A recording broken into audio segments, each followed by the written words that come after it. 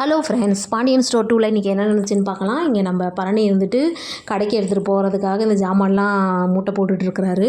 ஆனால் அவர் போட்டு போட்டு பார்க்குறாரு. ஆனால் அந்த நேரம் பார்த்து நம்ம மயில் வேறு வராங்க. நான் வேணா உதவி செய்யிட்டான் சித்தப்பான்னு கேட்குறாங்க. என்னம்மா நீ என்னை பார்த்து இப்படி கேட்டேன்னா, எவ்வளோ நாளாக இதில் இருந்துகிட்ருக்கேன் அப்படின்னு கட்டுறாரு. டக்குன்னு அது கரண்டி விழுந்துருது.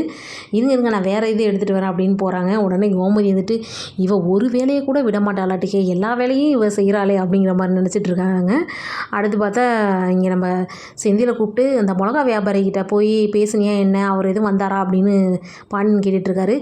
பேசிட்டேன்ப்பா, வரேன்னு சொன்னாங்க அப்படிங்கிற மாதிரி. ஏன்டா ஒரு வேலையை கொடுத்தா உருப்படியாக செய்ய மாட்டியாடா, ஏன்டா இப்படி இருக்கீங்க அப்படின்னு திட்டிகிட்டு இருக்கிறப்ப கரெக்டாக கதிரும் வந்து வேலை கிளம்புறாங்க.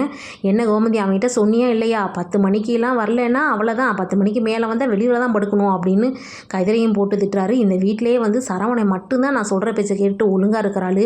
மற்ற 2 பேரும் இன்னும் எது சொன்னாலும் கேட்குறதே இல்லை, எந்த வேலை கொடுத்தாலும் ஒழுங்காக செய்கிறதில்லைன்னு மறுபடியும் அவர் வந்து புலம்ப ஆரம்பிச்சிட்டாரு.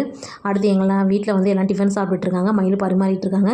கோமதி வந்துட்டு ஏன்டா உங்கள் மாமா வந்து சும்மாவே இருக்க மாட்டாராடா, இருந்தாலும் கதிரெல்லாம் அப்படி திட்டிருக்கக்கூடாது, செந்திலையும் தான் ஏன் இப்படி பண்ணுறாருனே தெரில அப்படின்னு சொல்லிட்டு இருக்கிறப்போ உடனே பண்ணி சொல்கிறாங்க. அவர் திட்டாமல் இருந்தால் தாங்க பெரிய ஆச்சரியமே, அவர் எப்போவுமே பண்ணுறது தானே அப்படிங்கிற மாதிரி. அடுத்து இங்கே பார்த்தா வழக்கம் போல் மயில் வந்துட்டு சாப்பாடெல்லாம் கட்ட ஆரம்பிச்சிட்டாங்க கடைக்கு எடுத்துகிட்டு போகிறதுக்காக. இங்கே நம்ம மீனா வந்துட்டு சொல்கிறாங்க, மறுபடியும் இவங்க இந்த மாதிரி பண்ணிட்டாங்க, உங்களோட கெத்தை விட்டு கொடுக்காதீங்க அப்படின்னு சொல்லி ஏற்றி விட்டுட்டு இருக்காங்க.